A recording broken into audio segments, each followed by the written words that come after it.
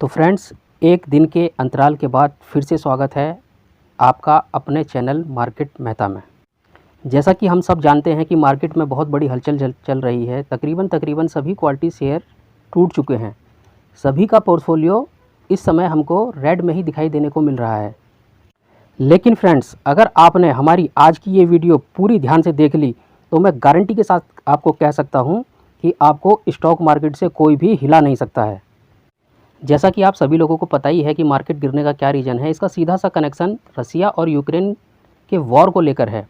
अब बहुत से लोग सोच रहे हैं कि वॉर तो रसिया और यूक्रेन के बीच हो रहा है, तो इसमें इंडिया का मार्केट क्यों नीचे जा रहा है, इंडिया का मार्केट क्यों टूट रहा है, इसमें हमारे देश का क्या लेना देना है। तो फ्रेंड्स, मैं आपको बताना चाहूँगा कि अगर वर्ल्ड में किसी भी कंट्री के बीच युद्ध जैसी संभावना बन जाती है तो उसका इम्पैक्ट सिर्फ हमारी निफ्टी या सेंसेक्स पर ही नहीं बल्कि पूरे विश्व की मार्केट जैसे कि नैस्डैक हो गया, डाउ जोन्स हो गया और इस प्रकार के सभी इंडेक्स पर देखने को मिलता है। बात करें हमारे इंडिया की मार्केट की तो सबसे पहले दिमाग में एक चीज़ जो आती है वो आती है कि मार्केट अभी और कितना नीचे गिर सकता है, मार्केट अभी कहाँ तक और नीचे गिरेगा। और ऐसे में जो फ्रेश इन्वेस्टर हैं उनको क्या करना चाहिए, और जो भी इन्वेस्टर ऑलरेडी डिप्लॉय कर चुके हैं अपने कैपिटल को मार्केट के अंदर, जिन्होंने मार्केट के अंदर पहले से ही काफ़ी सारा इन्वेस्टमेंट कर दिया है, ऐसे में उनको क्या करना चाहिए। तो इन्हीं सारी टॉपिक के ऊपर आज हम बात करने वाले हैं। निफ्टी की बात करें फ्रेंड्स, तो निफ्टी ने अपना जो 17,000 का लेवल था उसको तोड़ दिया है और अगला सपोर्ट इसका जो बनेगा वो बनेगा स्ट्रॉन्ग सपोर्ट इसका 16,500 का। और वहीं बात करें अगर बैंक निफ्टी की, तो बैंक निफ्टी में भी हमको काफ़ी बड़ा फॉल देखने को मिल चुका है। गिरावट के रीज़न की बात करें तो रीज़न बिल्कुल सिंपल है। रसिया और यूक्रेन के बीच में जो वार काइंड ऑफ सिचुएशन बन रही है, तो उस रीज़न की वजह से मार्केट में ये पैनिक हमको देखने को मिल रहा है। अगर थोड़ा सा हम आगे बढ़ें तो यहाँ पर हम देख सकते हैं कि फाइनेंस मिनिस्टर G7 ग्रुप, इन्होंने एक वार्निंग दी है रसिया को कि अगर आप वॉर के अंदर इन्वॉल्व होते हैं तो जो इकोनॉमी है यानी कि अर्थव्यवस्था, इसके ऊपर बहुत ही बड़ा गहरा प्रभाव पड़ सकता है। और अगर किसी भी कंट्री की इकोनॉमी डाउन हो जाती है तो वहाँ पे होता क्या है फ्रेंड्स, इन्फ्लेशन यानी कि महंगाई जो है वो बहुत बढ़ जाती है। एंड उस कंट्री से जो भी अदर कंट्री इंपोर्ट करती है, सामान खरीदती है, तो वो सब उनको वहाँ पे महंगा खरीदने को ही मिलता है। जैसे अगर इंडिया अगर उस कंट्री से सामान खरीदेगी तो वो महंगा खरीदेगी, उसको वो सामान महंगा खरीदना ही पड़ेगा, तो जिस कारण से इंडिया में भी महंगाई बढ़ जाएगी और इसी वजह से काफ़ी प्रभाव हमको इंडियन मार्केट में भी देखने को मिल रहा है। दोस्तों, हर एक कंट्री एक दूसरे के साथ कनेक्टेड होती है। किसी कंट्री में कोई सामान सस्ता मिलता है तो किसी कंट्री में किसी सामान की डिमांड ज़्यादा होती है, तो इसी वजह से इंपोर्ट और एक्सपोर्ट ये हमेशा चलता ही रहता है। तो इसी वजह से अगर किसी एक कंट्री में कोई मेजर प्रॉब्लम आती है तो उसका असर अदर कंट्री में भी हमको देखने को मिलता है। सबसे पहले ऐसे में क्या होता है कि जो साइकिलिंग सेक्टर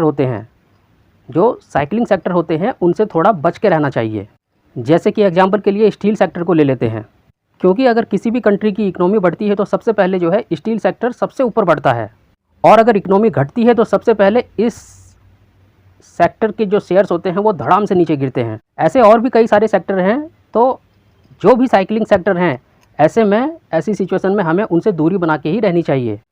अब ऐसे समय में जो मार्केट में पहले से ही इन्वेस्टेड हैं, जिन्होंने पहले से ही मार्केट में इन्वेस्ट किया हुआ है, तो उन लोगों से मैं एक ही गुजारिश करूंगा कि मार्केट में पैनिक बिल्कुल भी ना करें, टेंशन बिल्कुल भी ना लें, क्योंकि फ्रेंड्स टेंशन लेके कुछ नहीं होने वाला।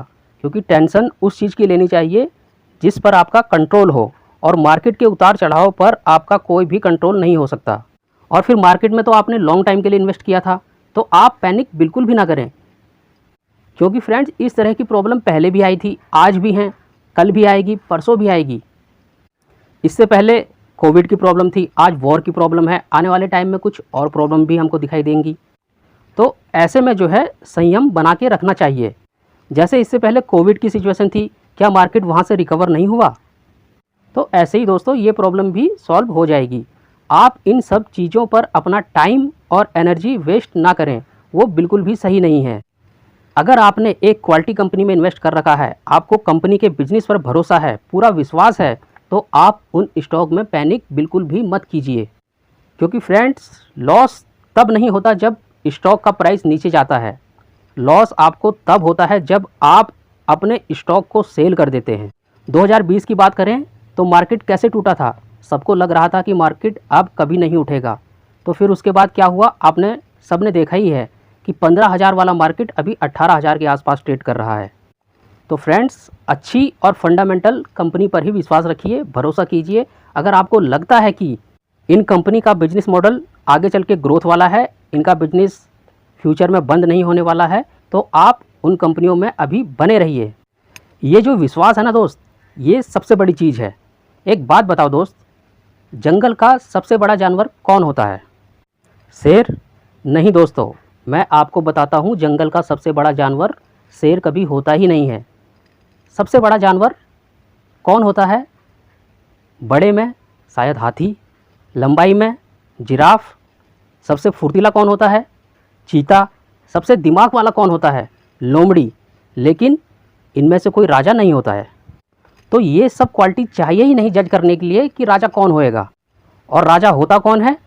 शेर। लेकिन उसके अंदर ऐसी कोई क्वालिटी नहीं, ना वो ऊंचा है, ना वो लंबा है, ना वो क्लेवर है, ना वो भारी है, और ना ही वो फुर्तीला है। लेकिन उसके अंदर एक चीज़ ऐसी है जो किसी में नहीं है, उसके अंदर एक अदा ऐसी है जो किसी में नहीं है, उसके अंदर एक क्वालिटी ऐसी है जो और किसी में भी नहीं पाई जाती है। इसका साले का बिलीफ सिस्टम बड़ा गजब का होता है। इससे किसी ने आके पूछा कि तू राजा क्यों है, तेरे अंदर तो ऐसी कोई क्वालिटी है ही नहीं, ना तू बड़ा है, ना तू लंबा है, ना तू बुद्धिमान है, ना तू फुर्तीला है, तो क्या बोलता है? शेर का जवाब सुनिए दोस्त।